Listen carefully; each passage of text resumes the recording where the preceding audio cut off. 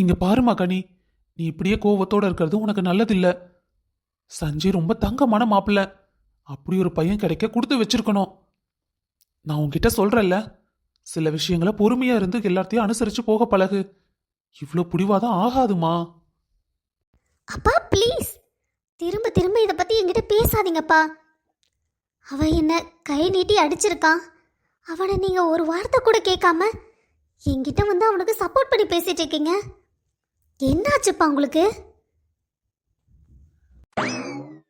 அம்மா கனி, நீ ரொம்ப அவசரப்பட்டு முடிவு பண்ற.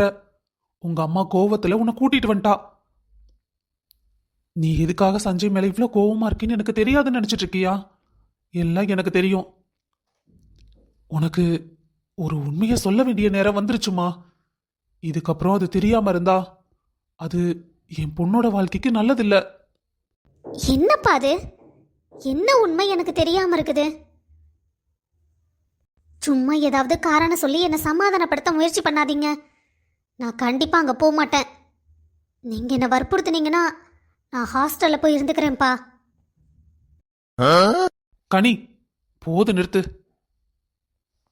என் செல்ல பொண்ணுன்னு நான் இவ்வளவு தூரம் செல்லம் கொடுத்து வளர்த்துனதுக்கு நீ நல்லா பேச கத்துக்கிட்டமா. உண்மை என்ன நடந்ததுன்னு தெரியாம நீ வாய்க்கு வந்தபடி பேசுறது சுத்தமா நல்லா இல்ல. உன் வாழ்க்கை இப்படி இக்கட்டா இருக்கிறதுக்கு காரணமே உங்க அம்மா தான். தெரியுமா அது உனக்கு? என்னப்பா சொல்றீங்க? அம்மாவா? அம்மாவுக்கு இதுக்கு என்ன சம்பந்தம்? நீங்க எதுக்கு இப்ப தேவையில்லாம அம்மாவை இந்த பிரச்சனைக்குள்ள இழுக்கிறீங்க? மாமா, மாமா, எங்க வீட்டில் ஒருத்தரையும் காணோம். நல்ல வேலை, அத்தை இல்லாம இருக்கணும். இவ்வளோ பிரச்சனைக்கும் காரணம் அவங்க தான். அவங்க மட்டும் இங்க வந்தாங்க, அவ்வளோதான். தேவையில்லாம இன்னும் பிரச்சனையை பெருசு பண்ணிடுவாங்க. அம்மாவும் அண்ணியும் வேற கனி இல்லாம வீட்டு பக்கம் வராதேன்னு சொல்லிட்டாங்க. இப்போ கனியை நான் எப்படி கூப்பிடுறது? காலில் உளுந்தாவது அவளை கூட்டிட்டு போயிடணும். ஏன் முன்னாடியே என் பிள்ளைய கை ஓங்கி அடிச்சிட்டு என்ன தைரியம் இருந்தா இங்கேயே வந்து நிற்பான். இவனை உண்டுலே நாக்கிடணும். ஐயோ, நாம ஒன்று நினச்சி வந்தா இங்க ஒன்று நடக்குது. மாமா இருந்தா எப்படியாவது கனியை சமாதானம் பண்ணி பேசி கூட்டிட்டு போயிடலான்னு பார்த்தேன். அத்தை வேற இருக்காங்களே, என்ன நடக்க போகுதுன்னு ஒன்றும் புரியல. யாரு வேணும்? ஆ, அத்தை, நான் கனியை பார்க்கணும். அவகிட்ட கொஞ்சம் பேசிட்டு கிளம்பிடுறேன். அவகிட்ட என்ன பேசணும் நீ? ஏன் முன்னாடியே என் பிள்ளைய கை ஓங்கி அடிக்கிற? எவ்வளோ தைரியம் உனக்கு? உனக்கு போய் என் பிள்ளைய கொடுத்து பெரிய தப்பு பண்ணிட்டாரு. நான் அவ்வளோ தூரம் தலையால் அடிச்சுக்கிட்டேன். இவனுக்கு என் பிள்ளைய கொடுக்காதீங்கன்னு. யார் என் பேச்சை கேட்டா? என் பையனும் கேட்கல, என் வீட்டுக்காரரும் கேட்கல. இப்போ பாரு, எல்லா கஷ்டமும் அவளுக்கு தான். அத்தை, அதெல்லாம் ஒன்றும் பிரச்சனை இல்லை. நான் கனிட்ட உட்காந்து பேசினா எல்லாம் சரியாயிடும்.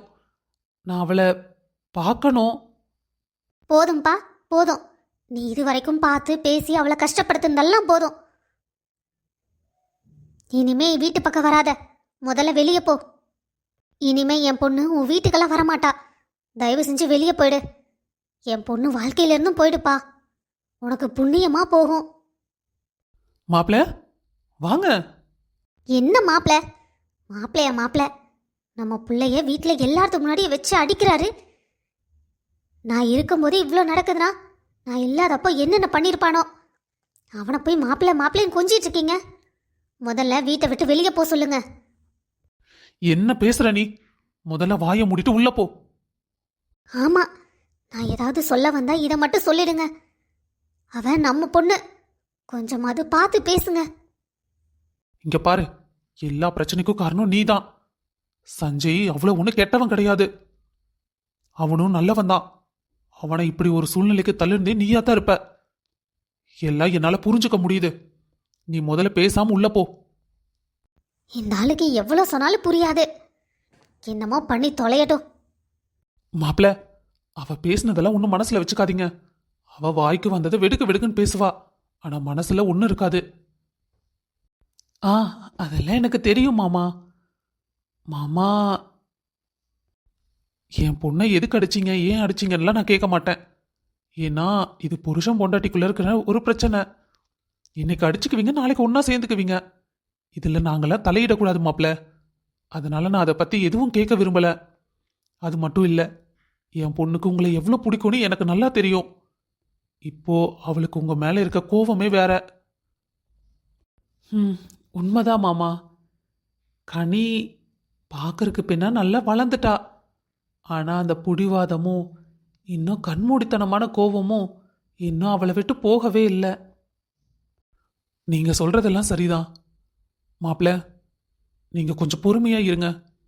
நான் அவகிட்ட சொல்லி பக்குவமாக சொல்லி வீட்டுக்கு அனுப்பி வைக்கிறேன். இப்போ அவள் எதையும் கேட்குற மனநிலைமையில இல்லை. கொஞ்சம் பொறுமையாக தான் அவளுக்கு எடுத்து சொல்லணும்.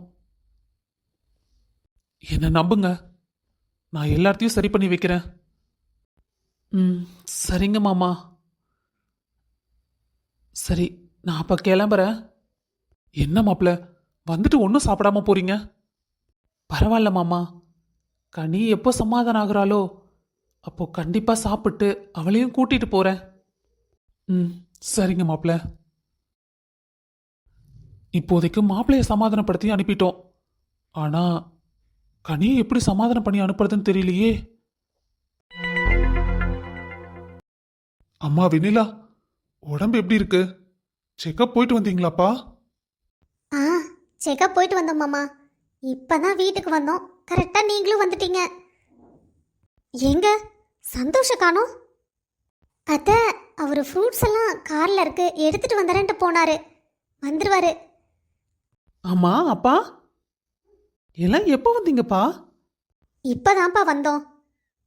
வந்ததும் உன்னதான் கேட்டுட்டு இருந்தோம். ஆமா, நீ பழம்லாம் எடுத்துட்டு வரதா சொன்னா, வெறும் கையோட வந்திருக்க. பாத்தியா, வந்ததும் உன் வேலையை ஆரம்பிச்சிட்ட. நீ பேசாம இரு, அப்பதான் அதை பத்தி நான் பேச முடியும். ஆ ஆ சரிங்க, நான் நீ வாயே திறக்கல. ஆமாம்மா, ஃப்ரூட்ஸ் எல்லாம் கார்ல தான் இருக்கு. எடுத்துட்டு வர போனேன்னா கீ எங்கேயே வச்சுட்டு போயிட்டேன். சரி, நீங்க காஃபி டீ ஏதாவது குடிக்கிறீங்களா? போட்டு வரட்டா? இப்போவும் என் பையன் தான் கஷ்டப்பட்டுட்டு இருக்கான். ஐயோ, அங்க எப்படி இருந்தவன், ஒத்த வார்த்தை ஏதாவது சொல்லியிருப்போமா? ஒரு சுடுதண்ணி வைக்க கூட கிச்சன் பக்கம் போனதில்லை. ஆனா இப்போ காப்பி வேணுமா டீ வேணுமான்னு கேட்குறான். இதெல்லாம் கேட்கும்போது பெத்த வயிறு பத்திக்கிட்டே எரியுது. அதெல்லாம் ஒண்ணு வேண்டாப்பா. உங்ககிட்ட ஒரு முக்கியமான விஷயம் பேசலான்ட்டு தான் வந்தோம். என்னப்பா? இங்க பாரு சந்தோஷ், ஒரு விஷயத்த நீ யோசிச்சு பார்க்கணும்.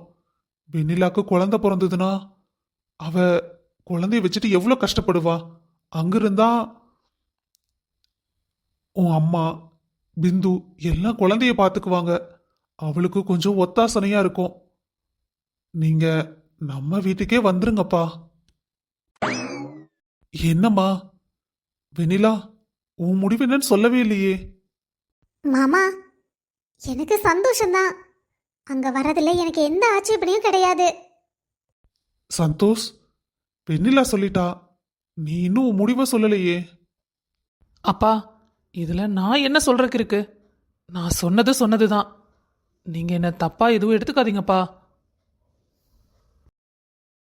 ஏங்க ஏங்க, மாமா தான் இவ்வளோ தூரம் சொல்றாங்கல்ல. இங்க பாரு, நான் எது சொன்னாலும் நம்மளோட நல்லதுக்காக தான் இருக்கும். நீ கொஞ்சம் அமைதியா இருக்கியா? சந்தோஷ், என்ன பேசிட்டு இருக்க? அப்பா உனக்காக எவ்வளோ தூரம் இறங்கி வந்து பேசுறாங்க. நானும் உன் பொண்டாட்டிட்ட மன்னிப்பெல்லாம் கேட்டுட்டேன். இதுக்கு மேலே நான் என்ன பண்ணணும்னு நினைக்கிறேன்? எதா இருந்தாலும் சரி, நம்ம வீட்டுக்கு முதல்ல வந்து சேருங்க. ஏங்க வாங்க, நம்ம வீட்டுக்கு போகலாம். இவன் என்ன இப்படி தூக்கி எறிஞ்சு பேசிட்டு இருக்கான்? நீங்களும் பார்த்துட்டு இருக்கீங்க. இங்க பாரு, நம்ம பேச வேண்டிய இடத்துல இல்ல, பொறுமையா கேட்க வேண்டிய இடத்துல இருக்கோம். நீ அவசரப்பட்ட சந்தோஷ் அப்புறம் நம்ம வீட்டுக்கு இது வராம போயிடுவான். அது என்னங்க, அவன் அவ்வளோ தூரம் பேசிட்டு இருக்கான். பெத்தவ அவ பொண்டாட்டியே ஒரு வார்த்தை சொல்லக்கூடாதா?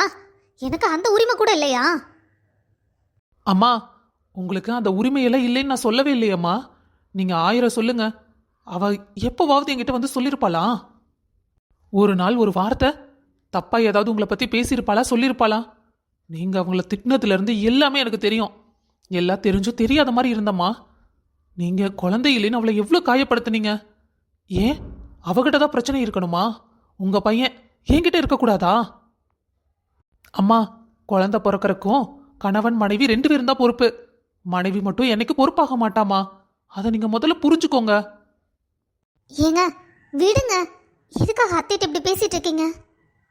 ஆத்தாடி அம்மா, அப்படியே என் பையனை நல்லா ஏத்தி விட்டுட்டு இப்போ என்கிட்ட வந்து அப்படியே சமாதானம் பண்ற மாதிரி நடிக்கிறா பாரு. முதல்ல வாயை மூடு நீ. கண்டதை பேசிட்டு இருக்காத. வா, வீட்டுக்கு போலாம். எதுக்கு எடுத்தாலும் என்னையே பேசுங்க. மாமா, விடுமா, அவளை பத்தி உனக்கு தெரியாதா?